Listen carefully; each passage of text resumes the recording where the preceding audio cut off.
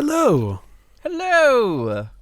Do you have a question for me? Oh my God, Johnny! For fuck's sake, listen. We haven't done this in a long time.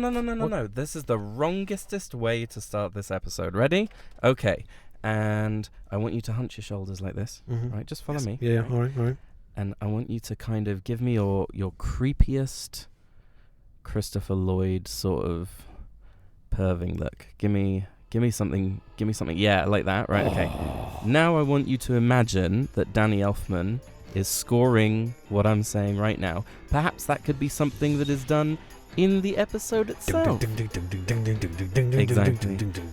Welcome to the special Tim Burton episode of What's Our Seat Number.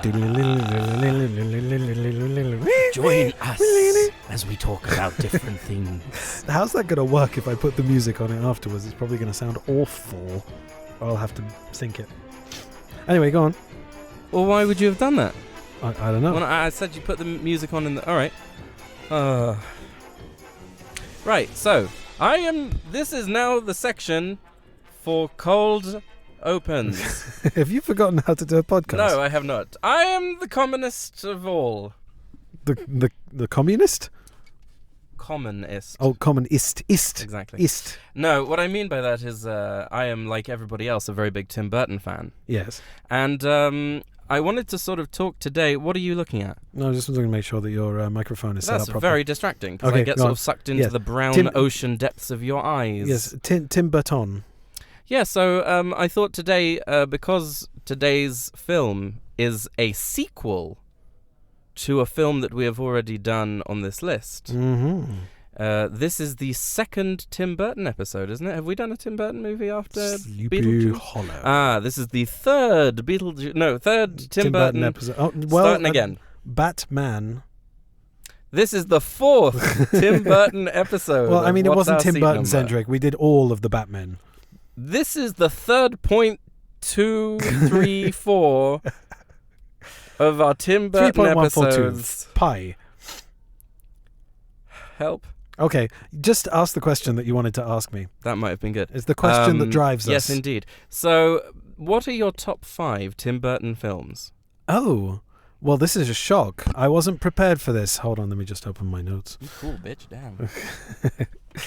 So, I have my list here. Do you want to go first, or should I go first? Ladies first. Okay. So, I couldn't really rank them in order of preference. So I've got 5 top 5 and 4 honorable mentions. There were 5 in there, but then you told me that you reminded me that he didn't actually direct one of them. Right. So at the top, I've got Sleepy Hollow. Okay. It is quite possibly one of the Burtoniest Burton movies ever. But then again, I think all of these 5 are, to be honest. Sleepy Hollow is just a marvelous film. It's fantastic. Yeah, terrible timing on our episode, but it was a marvelous film. Yeah. Edward Scissorhands. Quite. Yes. Also very, very Tim Burton-y, and just, I mean, Vincent Price and all the sort of lopsided houses and, the darkness juxtaposed with the primary colours. Just a wonderful film. Sweeney Todd. Which, again, listener, this is in no particular order. In no particular order, because I just couldn't rank them. I think that all of these 5 are fantastic. Okay. Batman, as in 1989 Batman, and Beetlejuice. So that's my top 5 Burton movies. The honorable mentions go to Ed Wood, Big Fish, okay, Batman Returns, and Mars Attacks. Okay, so it's interesting where our lists divert. Okay, so tell me what do you think? Well, what do I think? What do we think? Yes. So basically, top of my list is Sleepy Hollow. Although, again, I also didn't do this in any particular order. I couldn't rank them. But the first one that you thought of was Sleepy Hollow? Yeah. Me too. Go on, off you go. I feel like you said it really eloquently and correctly. It is the Burtoniest of the Burtons. The next one is Beetlejuice, because in my mind that is also... Say it 3 times. Say it. No. It is also the very mostest of the Burton-nestiness. Like I said, I think all of my top 5 are. I would say that the odd one out of the honorable mentions is Batman Returns, because Batman Returns is very Burton-y, but the other 3 just they're good movies, but they have less of the Burton-ness to them. Okay. Yeah. I'll see that. Yep. Batman, yes. Corpse Bride. Oh. There's just something so... It's so Burton, and it's so amazingly realized, and the texture of everything is so on point, and the movement, it just all feels so lush. If you could use that word to describe... I haven't seen it in a long time. It's not like the most... I don't feel like the story is, breaking any storytelling tropes particularly, but it's just a well-told story in a fantastically realized version of that medium of stop motion. So yeah, it was just really cool. Okay. Sweeney Todd is number 5. A lot of people don't like it. I like it. I love it. I remember when we first went to see it. Were you with me? We saw it twice. We saw it twice in the cinema. So I remember going to see it with a friend, and I remember he came out of the screening just saying, I don't know, it's okay and whatever. I think I was with you and too. I just remember getting lost in it, lost in the music, lost in the deep blacks of it. It was one of the last movies we saw projected on film, and it was absolutely beautiful. Hadn't we also been listening to the soundtrack? Yeah. Just getting completely obsessed. It's one of my favorites. Yeah. My honorables. Yes. Are I only did 4. Okay. Because I didn't have any more I wanted to. Yeah, me too. No, you had only 4 because you forgot that you didn't direct The Nightmare Before Christmas. Yeah.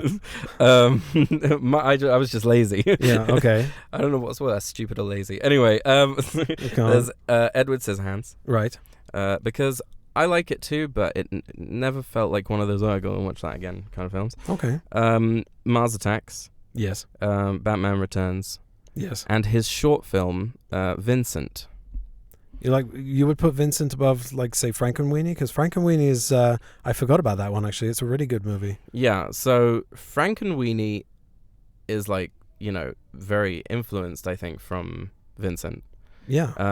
But, I just really like how it's old it looks. Yeah. I like how old it looks and how it's him at the kind of beginning of that time, and he managed to get Vincent Price to... do the voiceover for it. It was really cool. So Price. I just really like that. I've watched it so many times.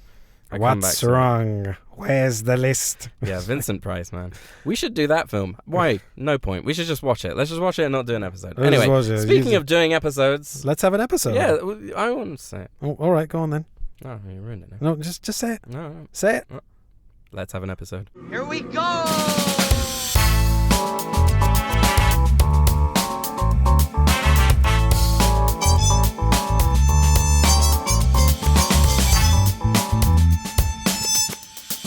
What's our seat number? Hello and welcome to What's Our Seat Number, and today we have Deja Vu on the menu. Or at least I can check with the kitchen. Well, we've definitely been here before, albeit a couple of years ago, but here we are again, and just to make it clear that this isn't one of those re-releases, we're going to sound older, wearier and grumpier. Mission accomplished. Anyway, today I'm Johnny Gross, a filmmaker and yes man whose sole purpose in life is to piss and moan like an impotent jerk and then bend over and take it up the tailpipe. And I'm here with my co-host, Simon, who is also from space. Eloquently put, Jonathan. Thank you. What have you been up to lately, Si? Well, first of all, welcome back. Welcome to back. What's Our Seat Number? In the car. Okay, just be careful that you're not making a commitment that we're actually going to No. now. I just meant welcome to managing to be back. Yes. Ouch. Yes. What have I been up to? This is not the first time there's been a mishap in the car. I just don't understand. It's such a dangerous environment to be doing I a know. podcast in. Indeed. We don't have any insurance for this sort of thing. I mean, does your insurance cover podcast injuries? It shouldn't be podcasting when you're driving. Exactly. I'm driving with my feet right now. I mean, we are parked. Did you have to? No, that must be must be said. Babe, this is radio, not television. No, this is a podcast, not radio. Oh, all right. So what have you been up to? What have I been up to? Yes. Well, I watched a lot of stuff. You watched a lot of I stuff. watched a lot of stuff. I rewatched the Lost in Space remake TV show, and I rewatched the Lost in Space film with Matt LeBlanc, which was not so good. If you squint like your ears like really, really hard during the that sort of Lost in Space theme remix, You can kind of hear She the original says- theme in there. no, very good. No, like she says, this mission sucks. Yeah. If you squint very, very hard, it almost sounds like this movie sucks. Yeah. Yeah. It's funny, I've never heard anyone refer to sort of like the way you can flex your ear muscles so that it's Squinting your squinting. ears. It's not like, they were gills. It's They not were gills, not it wasn't eyelids. blinking. He was out of breath. Okay, so you watch stuff. I watched some stuff. Okay. I finished a project. And I it was summer, wasn't it? It was summer, kids were yeah. home and I didn't kill either of them, so it's Okay. accomplished mission. Okay. What have you been up to I've been apart in from the middle masturbating of into glory holes? What have you been up to apart from masturbating into glory holes? Stop it. How does one do that though? Because if you insert one's appendage, No. You just put into the tip one's- into the entrance part of the glory hole. Oh, I And then, see. you I know, see. the Okay. sort of This expectant- is coming out. Okay.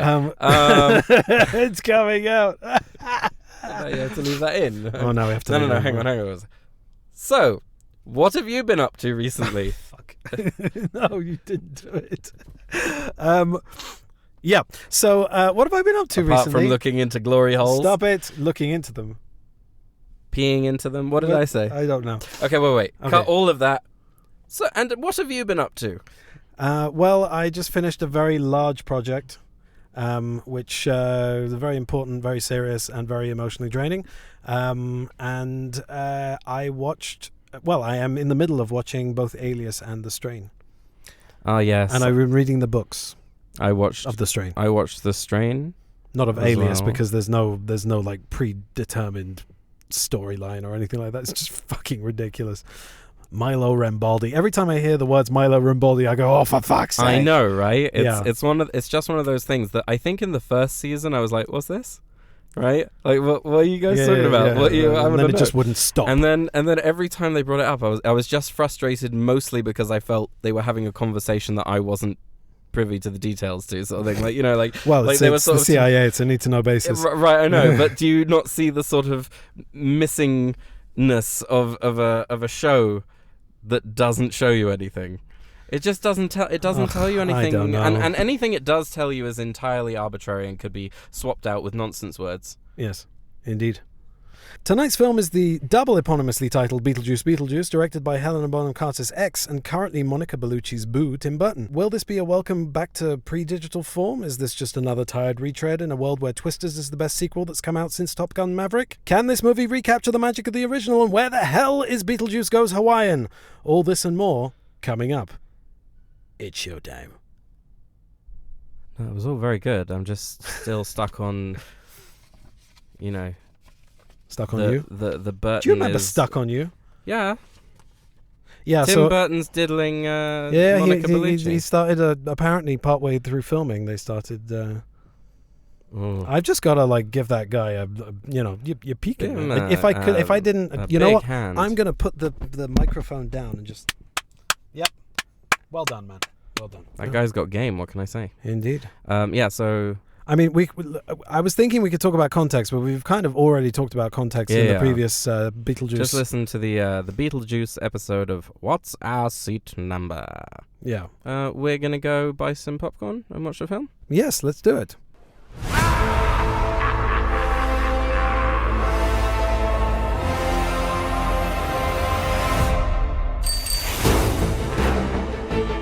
My mom grew up here, that old house on the hill. Wait, the ghost house? Is your mom Lydia Dietz? Unfortunately, She's a legend. The living, the dead. Can they coexist? Now's my chance. ghosts aren't real. Only gullible people believe that kind of crap. I can't believe I'm doing this. Beetlejuice, Beetlejuice, Beetlejuice. I need you to help me save my daughter. But how do I know that you're going to keep your word? I swear on my dead mother's soul. Days. Bob, you and the boys stand guard. Nobody gets through. Let's go, honey.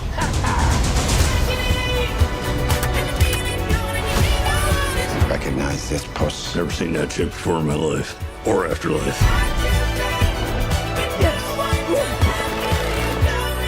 Are you doing this? Beetlejuice, Beetlejuice, Beetlejuice. I'm needed upstairs. Bob, hold down the fort. Spill your guts. Who wants to go first? All right, I will. See, I'm willing to do the work. Swear the afterlife is so random. You're that thing from my dream. Really more nightmare material. Confronting the unknown, conquering your fears. There's nothing harder.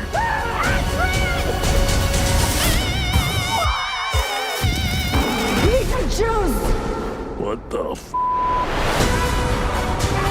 Thank you all for coming to this special occasion, but right now would like a little privacy.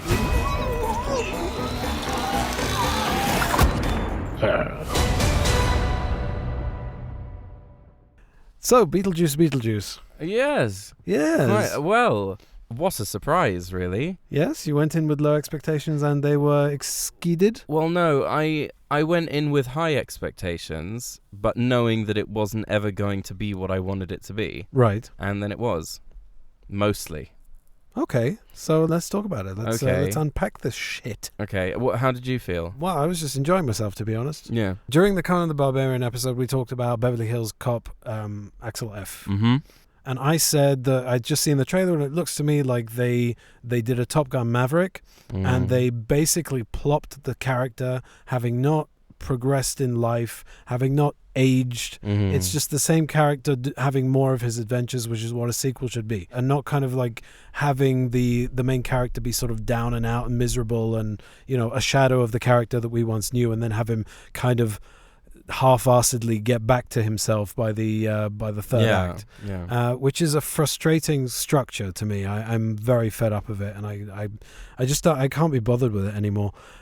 So Beverly Hills Cop Axel F, I watched it, and I also, I was sitting there with a big goofy grin on my face, knowing that the filmmakers had basically written this thing as if they were writing it in, when was it, 1993 was Beverly Hills Cop 3, so let's say they were writing it in 1994-95 for Eddie Murphy to make Beverly Hills Cop 4. And that's the approach that I think these legacy sequels should be taking if they're going to make them at all. Yeah. And now we come to Beetlejuice, and it truly does kind of give you more of the same while giving you extra shades and you know, a few new characters, not too many. I mean, the superfluous characters are kind of bit parts in this movie. Yeah, so they didn't kind of overtake the main story. There's a lot of things going on. Yes. But they're cohesive. And I felt that they met in a... No, because sometimes in legacy sequel, like Dial of Destiny, for example, you have a lot of things going on and threads being thrown at you that never quite collide at the end, right?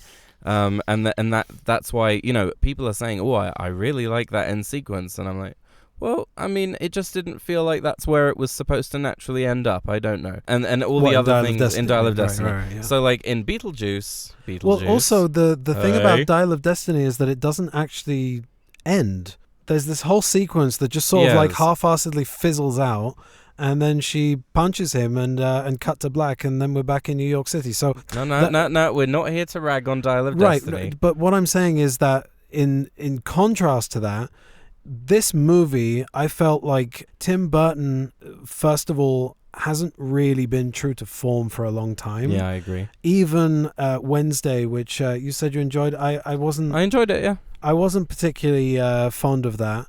And I thought it was kind of him doing an approximation of himself. And I thought that Beetlejuice, I got to a certain point when I thought he's just literally doing everything that he might have wanted to do for the last 10, 15, 20 years or whatever it is, throwing everything at it, including the kitchen sink. And there was just so much imagination and so many gags it's one of those movies, and I can't remember the last time I've seen a movie like that, where I have a feeling that on the second viewing, the third viewing, the fourth viewing, I'm going to notice things in the background. Yeah. And that's what the original Beetlejuice was as well. It was basically a macabre screwball comedy.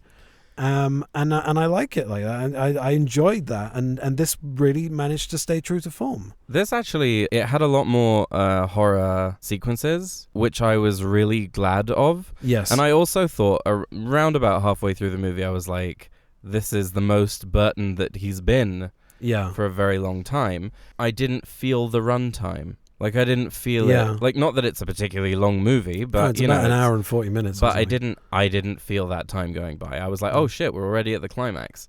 Yeah, it's got a different look because it's modern, but I still felt like there was a sort of a genuine continuation of this world, these characters. The visual style was maintained. The visual style was absolutely maintained. Using modern filmmaking and techniques. But not overdone on the CGI. Not overdone on the CGI at all. There were a couple of CGI things that I noticed, like the snakes, for example. Mm-hmm. But yeah, so sort of going back to that finale, it really kind of goes all out. And I as I said, I can't remember a movie that really sort of goes for it in that crazy kind of way. I really enjoyed the newer characters, the sort of side characters, and some of the subplots also I really enjoyed. I thought it did a good thing by setting it at Halloween. Because this is now going to be another Halloween staple. But I mean, I've read some reviews that people said that it was like that it was really messy and that it was all over the place and whatever, and I didn't agree. I thought I if I'm sitting there and I'm enjoying myself, it's I was kind of like, I can't remember the last time I went to the cinema and watched a movie and it subverted my expectations in such a wonderful way. We were laughing as well. Well, when was the last time that happened? In the cinema. Yeah. I don't know, like out loud as well. Yeah. First of all, Michael Keaton is still amazing. Like he hasn't missed a step. Yeah. It's not like watching Harrison Ford sort of hobble around a scene. No, he managed to capture exactly the same energy. And I watched half of Beetlejuice earlier today, and it's being able to do the one-to-one comparison, like really, it could make or break. I was worried that I was going to watch the original Beetlejuice and then come here and be like, well, it's not like the original, but I really did think it was like the original, to be honest. It felt very much like it, and it felt like a continuation. And his energy was way up there the way it was back in 1988. And they didn't dumb him down for the more sort of conservative audience. Yeah. That was a conscious decision, I read. So, yeah, I read as well, yeah. I was, like, interested in the fact that he's a character that just does not get better or have any kind of arc or progression, which is really cool. But back to subversion of expectations, Jenna Ortega's Astrid, as, I don't know, like, she met the boy in the treehouse, and I was like... Oh, by the way, there are going to be spoilers here. Spoilers. Just so you know. Some spoilers. Go see the film first, obviously, duh. I was kind of going in like their second scene together. I was like, I could fucking dick on the teenage melodrama. So that's the thing. Exactly that point when they were kissing. Yeah. And I thought to myself, Miss Peregrine and Wednesday, and I just thought, why is Tim Burton forcing these teenage love stories down my throat every fucking time? Because he never did that before. I think that his golden period was up to Sweeney Todd, 2007. So anything pre-2007, he never had like these sort of, kind of like saccharine romances, especially not teeny-weeny saccharine romances. And they're just not interesting. And then you discover... I was always very frightened by the frighteners, and not just the ghosts, but I was frightened of the murder angle, the murder story, the serial killer thing, right? It's creepy. And so when you're being given this, as you said, saccharine, sickly sweet teenage melodrama, and then it turns out that this kid murdered both of his parents, which is a wonderful... In the scene, my brain clocked the fact that you didn't see the parents' faces. Right, and my brain also clocked the fact that for some reason he had the handbook. Yeah. And that it would, Yeah. and I thought that it would come back. Yeah. And how stupid are we that we didn't clock it with the handbook, right? Yeah. But as soon as they start telling the story about how he killed both his parents and then he was hiding in the treehouse, It's chilling. It's really chilling, Yeah. and I was like, well played, Yeah. Mr. Burton. Yeah. Really well played. Yes. I was really pleased with that. So then that was kind of where I went, I don't care what happens here on out. Yeah. I think I like this movie. Yeah. Right? And then No, but then everything having that to bring happens in the, the underworld is just like incredible. Yeah, from exactly. there on That out. they had to go over, and there was this whole thing. I love that, and I thought that there was definitely a feeling of like, this is sort of like, I have no idea which direction this is going to go now. Yeah. It's just going batshit crazy, and honestly, batshit crazy is Tim Burton's wheelhouse. Where's he been? Willem Dafoe and Monica Bellucci Yes, were kind of in their own movies. absolutely. Like, it was so funny how disconnected those scenes were from everything else, but I was so there for them. Like, yeah, it's like I no, was but really that there was the for thing. Like, I've read whatever Willem Dafoe was going through in that Right, film. I have no idea exactly. what the hell. Well, I read that people said that those two characters could have been lifted out and nothing would have changed. And to be honest with you, I kind of like the fact that, you know, that they're completely disconnected from the rest of it. I enjoyed the fact that there was so much going on. Yeah. And it was all like gothic, dark underworld stuff. He's definitely trolling. Like there was that glimmer of the old Tim Burton when he was just like having a good time. Yeah, like before grossing things people out with things spilling out of people's mouths. Yeah, and shit. just like It's disgusting. Yeah, but like, but also just like sort of where he's kind of doing things, I guess, either on set or in pre-production or whatever it is, where he's just sort of saying nobody else is going to find this funny but me. Yeah. Like he used to do that a lot with Johnny Depp. He probably had the same relationship with Michael Keaton. Yeah. You know, just kind of like let's do this, but nobody's going to get it. Like that whole I think it's that Mario Bava sequence flashback. I was there for that. Yeah. I was like, as soon as that started happening, I was just like, oh fucking hell! And in the I love meantime, we this. got Beetlejuice's backstory, like how he died. We don't know if he's like telling the truth or not. But yeah. Well, I know what you're thinking. When was the juice ever tied down? What kind of woman could ever keep him satisfied? Well, te lo dirò. In un'epoca dimenticata, avvolto dalla morte e dalla peste, i tentacoli della nostra storia d'amore depravata si sono svelati. There's this like gothic black and white, you know, sped up. Yeah, just brilliant. I love that. I just didn't feel like there was anything I didn't like. Like if you were to say to me, were there things that I could take out of the movie and it wouldn't hurt it at all? Yeah, plenty. But there's no need to, because if you wanted what I wanted, which is just Tim Burton and Danny Elfman doing their spooky stuff, yeah, then that's what this film is. Right. I mean, I thought that generally because of the amount of kind of crazy underworld stuff that was going on, the fact that they spent so much time in the world of the living, with the Dietzes and the, you know, all those characters, I felt like it sort of struck a very nice kind of balance. Yeah. And then when those two worlds collide with, you know, the guy that's trying to take Jenna Ortega's life force for his own, I thought that was a really nice kind of transition into the, you know, into the craziness of it went sideways so quickly. I remember what I was going to say. I can't remember the last film that wasn't over 2.5-3 hours. Right. This movie was an hour and 40 minutes long.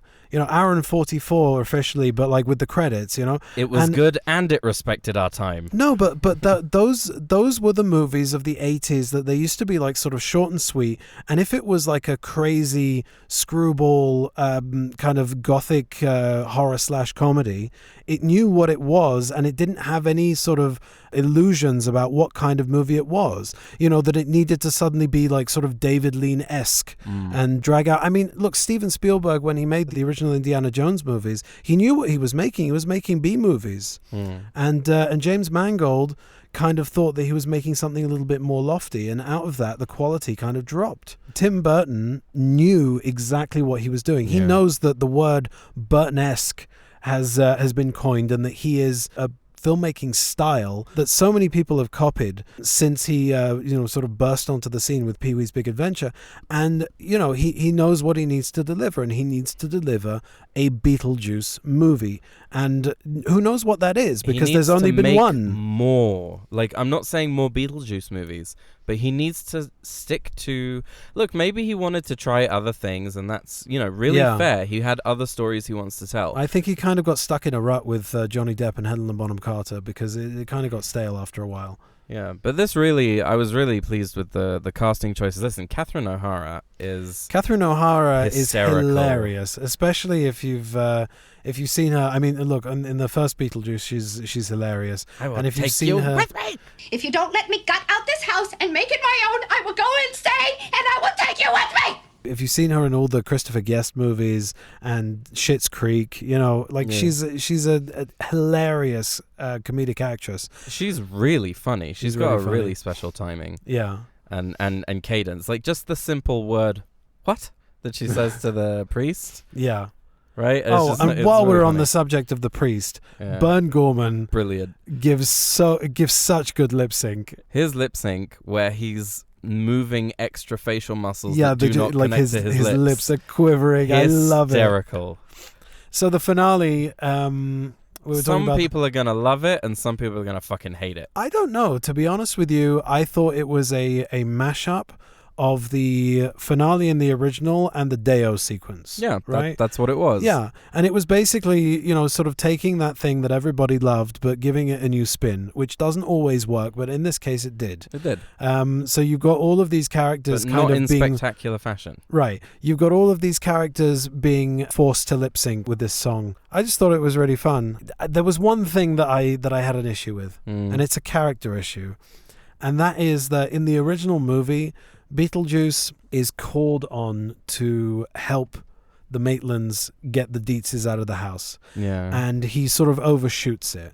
He kind of goes over the top, and he's a mischievous demon, and he needs to be reined back in and put back in his box, right? Mm-hmm. Because he's dangerous at the end of the day. What happens at the end of this movie, I felt was kind of unfair to him, because he really does help. He helped them out, yeah. Yeah, he really does help. I thought it was enough that his marriage contract to Lydia was null and void because he violated the code by bringing her into the afterlife in the first place.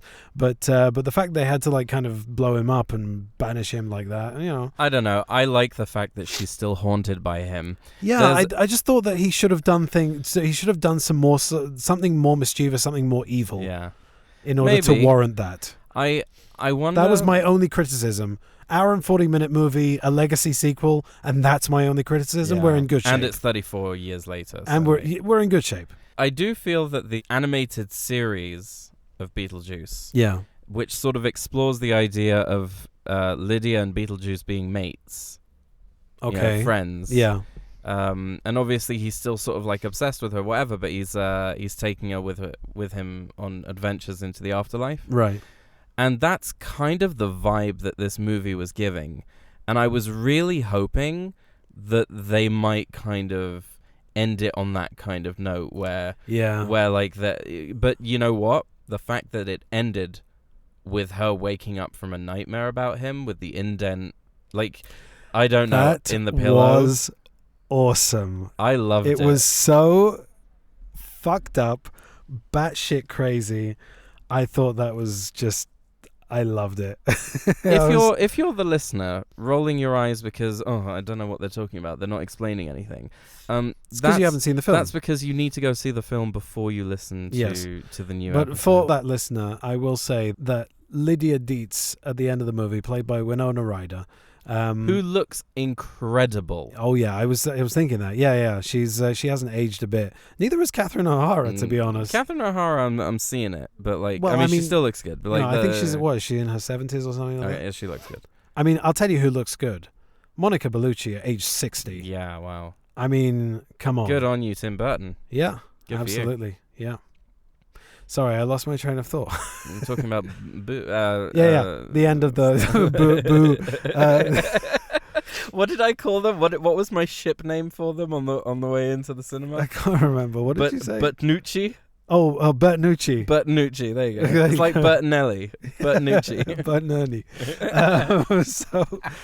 So the finale is basically kind of like it kind of goes back to that Carrie / Addams Family Values jump scare at the end of the movie, where there's this sort of dreamy sequence where Lydia and Astrid go to, where are they, in Eastern Europe, Transylvania? Yeah, they're going like Dracula's touring castle. all of these various places that they were going to go with her father, Lydia's husband, who is dead and is now a government kind of drone in the afterlife. And he's covered in piranha fish. He's covered in piranha fish just consistently flip around and suck at him. Yeah, it's they're just like what was the sound effect you did?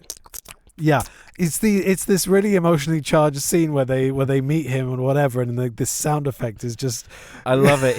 He brings everybody cups of coffee and sits down at the table with them, and there's this good 5 second. Yeah. What felt to me like a 5 second silence of them just sitting there listening to the fish on his jacket. I thought it was really funny. Yeah. So there's really dreamy sequence where they're touring around and Astrid meets this hunky boy, and there's a wedding sequence where they get married, and then you see them sort of really in love in the delivery room having a baby.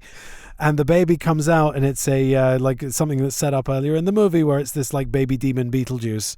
And it's so bonkers. And I loved it. I thought it was hilarious. Winona Ryder, Lydia wakes up in her bed. It's like and a dream. Beetlejuice is next to her, and then she wakes up again. Yes. So it's a double fake out. Yeah. And she sort of wakes up with the dent next to her in the bed. Right. And I love the idea that the movie ends on that note of her being haunted. Well, because the technicalities of Beetlejuice are never really explained, not here and not in the original movie either. Because it's kind of confusing. You need to say his name 3 times in order to summon him, but he's kind of living in the model, and he's there, and he can sort of come out whenever he wants, but then... He can't come out whenever he wants. He is bound to... He's kind of model. But how did he get into the model in the first place? It's just kind of straight. He's in and out. Right. He's in and out. But anyway, so yeah, I like the fact that it's all very ambiguous and the rules don't really mean anything, and it's just batshit crazy and bonkers, which is where it should live. It's also kind of sinister how obsessed he is with her still after all this time, and he's been and they didn't try to. I mean, I'm sure we talked about this in our Beetlejuice episode, the sort of inappropriateness of his lust for a teenage girl, but they didn't try to kind of soften it or dumb it down or anything. It just is. Yeah. He's kind of gross in the first place. So I mean, it's a good way to describe let it be. Him, yeah. Let it be gross. He's a character that you can allow to be gross. Yeah. And Tim Burton also, pushes that very far with certain drooling, yucky and stuff. Yeah, the spill your guts bit. I love that. I'm willing to do the work. It's so funny. Spill your guts. Who wants to go first? All right, I will. See, I'm willing to do the work. Yeah, so are we going to address the Charles of it all in the room? We can address the Charles. So Charles Dietz, who was originally played by Jeffrey Jones in 1988. 10 minutes. I'm already perfectly at ease. It's perfect. Has been... Why are you singing I'm doing the pedophilia jingle. That's the pedophilia Well, I jingle. mean, isn't it what they have on ice cream trucks? Greensleeves. No? I have no idea. Sorry, please continue with your what was probably a valid train of thought. Anyway, so Jeffrey Jones was caught with a whole load of child porn on his computer. Dad! Can't you see I'm relaxing in here? Well, I want to tell you what I saw. What is the point of my coming up here if you people won't let me relax? And he's been quite rightly cancelled. But he still lives in the immortality of the 80s, in Ferris Bueller and Beetlejuice and Amadeus, Sleepy Hollow, and he's still there.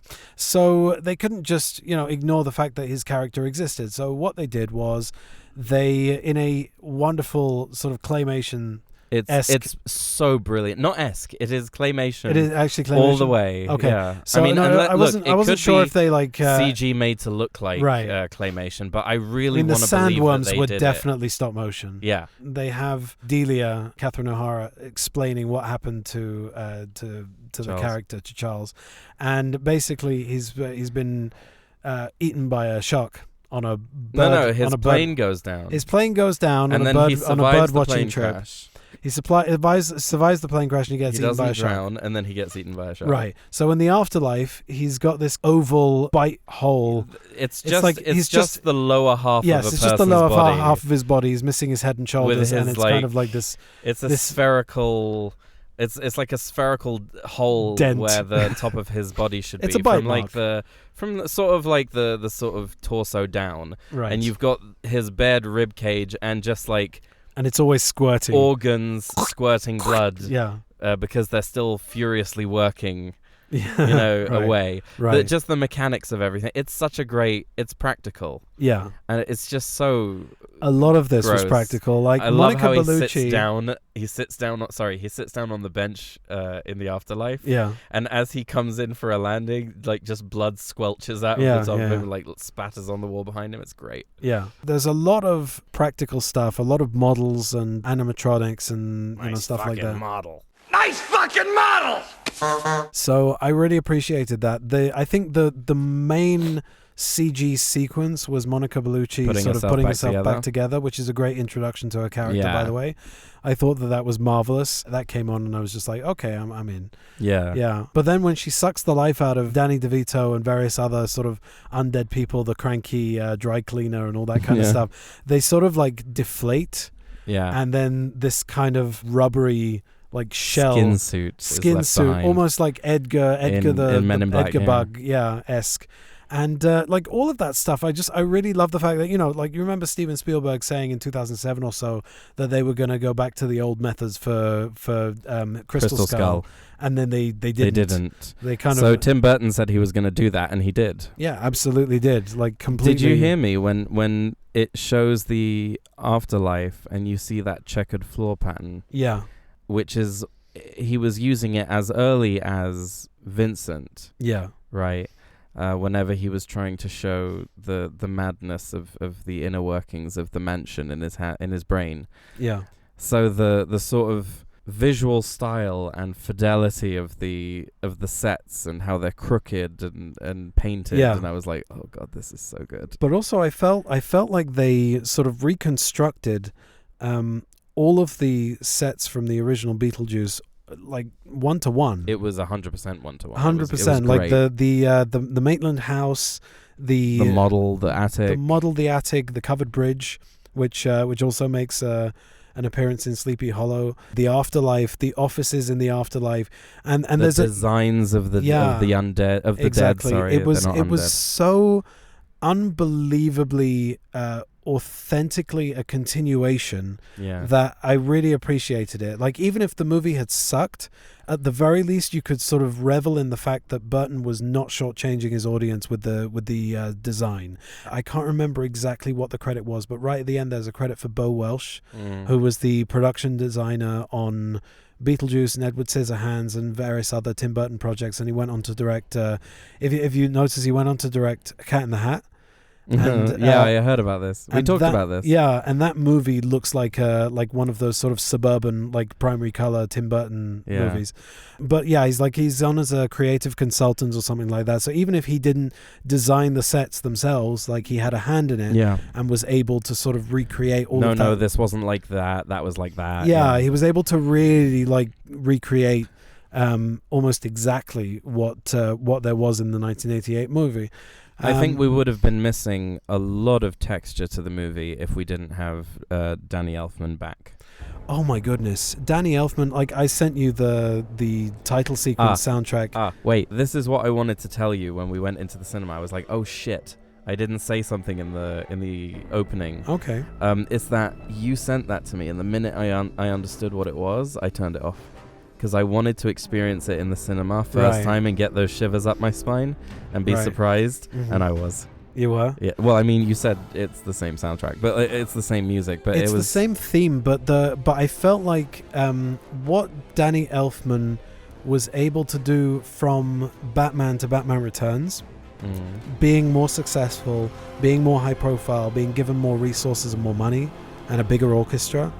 Yeah. You can hear it also the progression of John Williams' Star Wars scores as well. They get bigger and fuller, and I felt like for 1988, Danny Elfman, like, you know, I think he'd done Pee-wee's Big Adventure, but he was the front man of Oingo Boingo, and I think that Pee-wee's Big Adventure was possibly his first film score.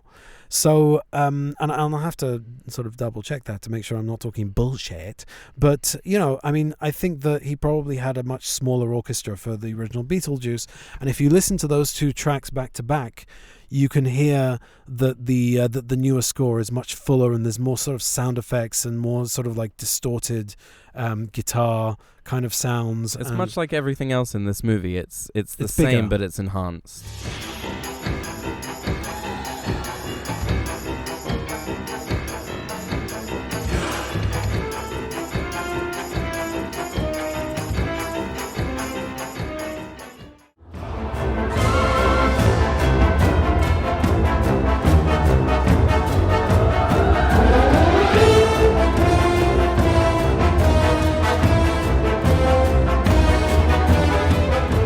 And I really enjoyed the fact that the title sequence is basically exactly the same, although albeit like darker because it's at night, and you know, and they try to sort of like make it the same but slightly different, which is kind of what they did with the Men in Black title sequences.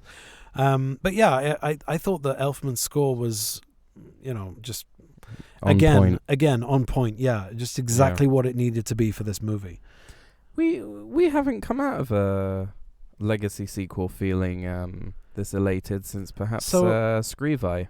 Yeah, so I didn't see Top Gun Maverick in the cinema, and obviously Beverly Hills Cop Axel F was a straight to streaming, which I thought was ridiculous. I thought that movie should have gone that in the cinema. That movie should have gone to the cinema. There's no reason why not.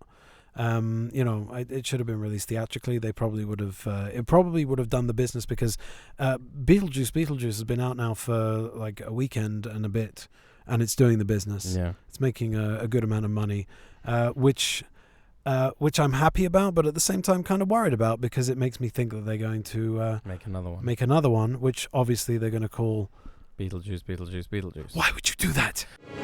It's showtime. Because I want him to show up so I can say, dude, you fucking, you smashed that movie. Hey, how you going? Oh my god. Yeah. Would you like to move into the corner? We can move into the corner. Let's do it. Trivia corner. No. Joss Stone is a vegetarian. Yes. Well, here we go. Story. Welcome back to the corner. It's been a while. Thank you. Tim Burton has said that this film would only be made if Michael Keaton would return to reprise his role. Keaton said in March of 2014 that this is the only sequel he's interested in doing. Unless it's Batman. Mm-hmm. Winona Ryder had only one condition when she first met Stranger Things creators the Duffer Brothers for a role they wanted her to play on Netflix in Stranger Things. Clearly, her stipulation was if Beetlejuice 2 ever got off the ground, they'd have to let her take a break from the series to film it, and they agreed. Because I'm pretty sure that they would be right in line with the rest of us wanting to see that happen. Yeah. Tim Burton stated he was done making movies until he directed the first 4 episodes of Netflix hit Wednesday, which prompted him to reassess the original Beetlejuice and its potential for a sequel. Jeffrey Jones didn't reprise his role as Charles Dietz due to his current status as a sex offender and subsequent retirement from acting. Enforced, I would have thought. There was some speculation that the role would be recast, and the teaser confirmed that the character has died. His funeral is fittingly accompanied by Deo, the Banana Boat song, which was famously used in the original Beetlejuice. The Maitlands originally had a cameo at the end of the film, but Tim Burton felt that no amount of digital de-aging would convince audiences that Alec Baldwin and Gina Davis were the same age as they were in the first film. Understood. I'm really pleased with that decision that they didn't do it, and that they gave them a nice little happy ending there. I mean, I think that because Michael Keaton is under so much makeup, you can tell that he's aged, but I didn't really care. I actually, in most of the shots, it felt like I was watching him, you know. Because as I then. said, he kept up the same energy. Both Michael Keaton and director Tim Burton opted to keep the character as politically incorrect as he was in the original film due to their love for the character trait, in spite of the political correctness in modern films because, quote, he doesn't evolve. Yeah. The other thing is that they kept him out of the movie quite a bit. I felt that maybe he's got more screen time than he does in the original. He does, for but sure. they definitely didn't do a Captain Jack Sparrow and suddenly have him outstay his welcome. Great example. Right? That's a great example. There was another example I've thought of, which was Anthony Hopkins. Hannibal Lecter. In that he's got about 20 minutes of screen time in Silence of the Lambs, and he really, really makes a mark that unless you know that he has 20 minutes of screen time, you wouldn't necessarily think of it because he's spaced out enough and he makes enough of an impact, and he permeates he's talked throughout about. the movie. Yeah, he's talked about for a good while before he's actually seen. And then in Hannibal, which I actually really like Hannibal and Red Dragon, but I felt like he's kind of overexposed. Some diminishing returns with I think that his impact and the creepiness of his presence is kind of diminished, and I thought that here they really did a good job of like saving their wild card for when he's needed. Yeah.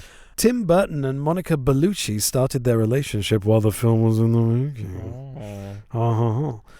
Christopher Walken was originally offered the role of Wolf Jackson before it was given to Willem Dafoe. Come on.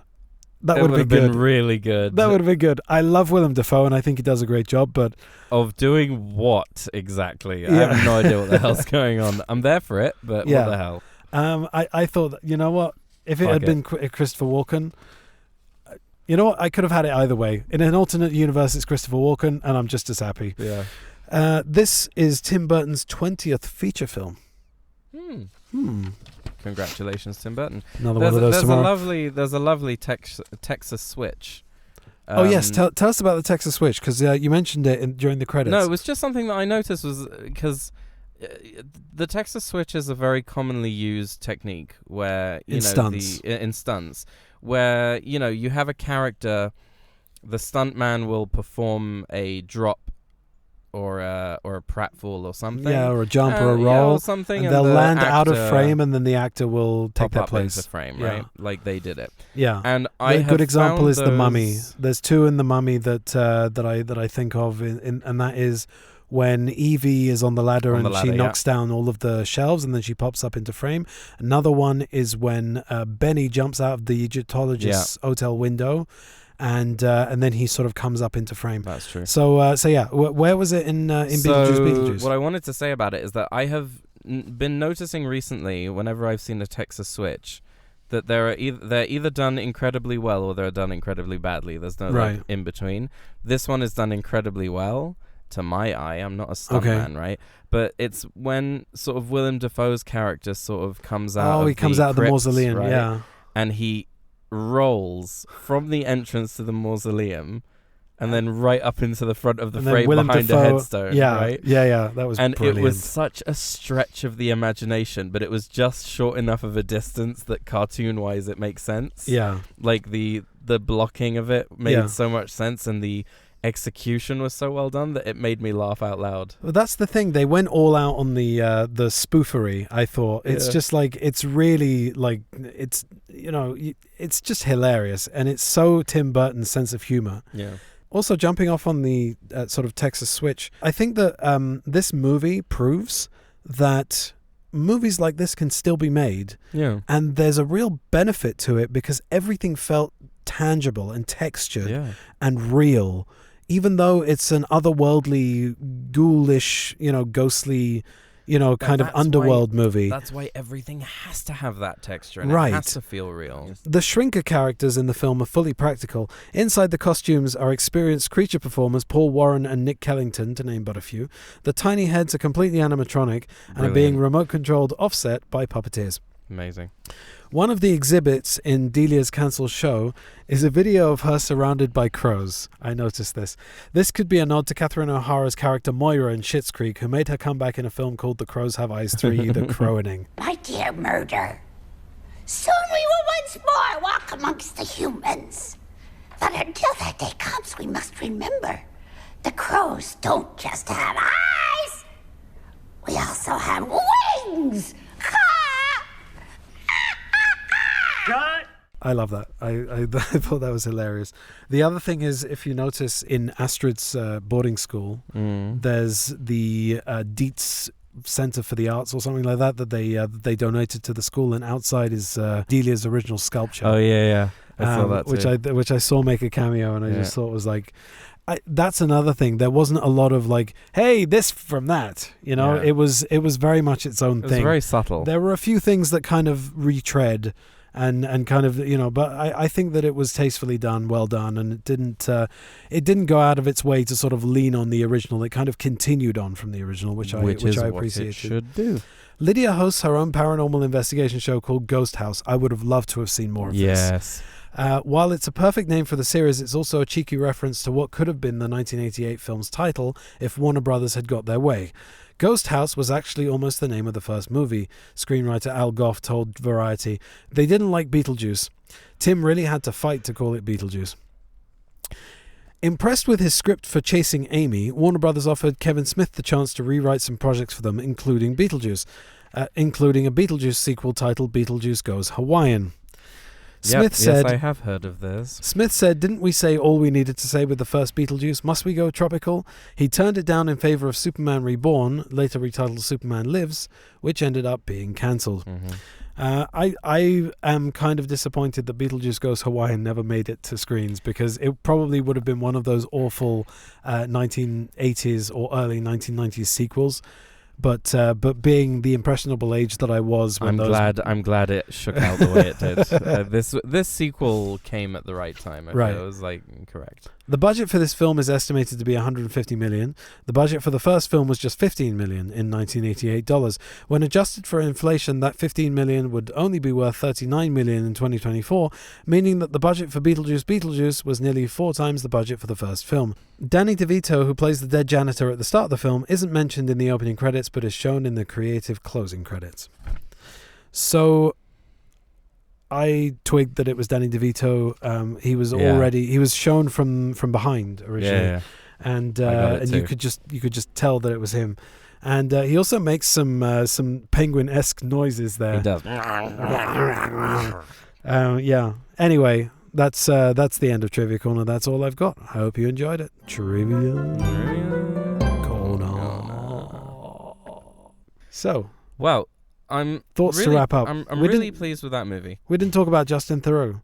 You mentioned that you the only place that is it the only place that you know him from, or that's just what made you think of him? The only place I know him. The only place he knows him from was Your Highness, where he plays Lazar. If Lazar was able to have his way with her, would you still be able to be with her? I don't want to think about that. Yes, but what if he butt-fucked her? Would you still like her? Shut up. No, yes, but what if he was able to get her cookies? Let us say that we were but moments late. And Lazar was able to get her cookies. Just say we are too late and Lazar has had his way with her. Would you still be able to be with her? I don't want to think about that. But just say that we were moments late and he was able to get her cookies. Shut up. Yes, I know, but what if he butt-fucked her? Would you still like her? Yeah, so Justin Theroux's character says, and this made me laugh. It makes me laugh every time I see the movie. Right. Right, and I've seen the movie a few times. Right. So he says, "I'm going to take a virgin that looks just like that one." Right? Right. And James Franco says, "And just how are you going to do that?" And there's a moment where he clicks his neck muscles sort of thing, and he goes, "Magic, motherfucker." And it just cracks me up every time. And I dare say it was rude of you to steal her from me. Now I'm here to get her back. And just how do you plan on doing that? Magic. Motherfucker. It's a one gag movie, Your Highness, which is that's the name of the movie. Medieval people. I'm not calling swearing. you Your Highness. Yes, medieval people swearing. I will drown Courtney in a shallow fucking pond if that means fair is fair. Handle your shit, Thaddeus. So I please. leaned over to you and I said, "Isn't that the guy from Your Highness who goes, 'Magic, motherfucker'?" You went, "Yeah." Yeah, that's him. So Yeah, he's quite an annoying character. He reminds me of Otho, right, from the first movie. He's basically the Otho substitute. Yeah. In general, I just thought it was a great time. I really enjoyed it. Yeah. I would highly recommend. I would highly recommend. Now, dear listener, I'd like to take a moment to thank you for your continued...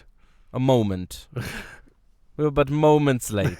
Yeah. Listeners, I wanted to take a moment to say thank you very much if you're still here. And if you're new, thank you very much as well. It's very hard for us with our, schedules, lives, children, and current living place. Wars. Yes. Yeah. To continuously give you content. But we do love doing it when we do it. So we'll keep doing it when we do it. Yeah. I think that's a fair summation of how we plan to continue. I am noticing that there are long stretches of time when we don't put anything out. And then I see that the viewership kind of like jumps like sort of 50 listens or something like that. I think we had a bunch of listens from China and a bunch of listens from the States. I don't know who you are, but I just want to say thanks for listening. Thank you. Thanks we for listening. Appreciate that. We like that. And if you like this, and we like being inside your ears. If you like this, keep on listening.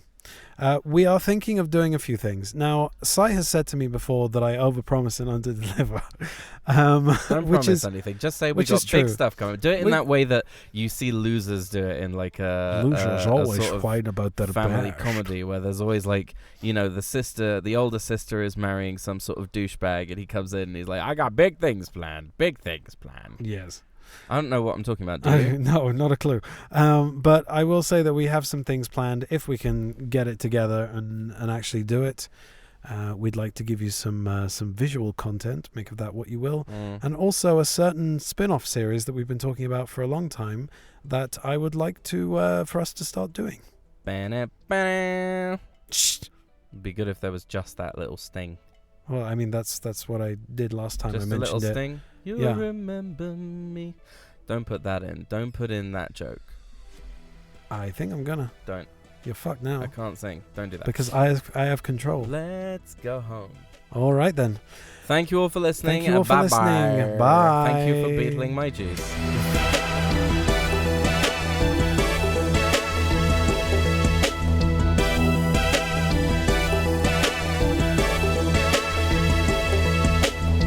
What's our seat number?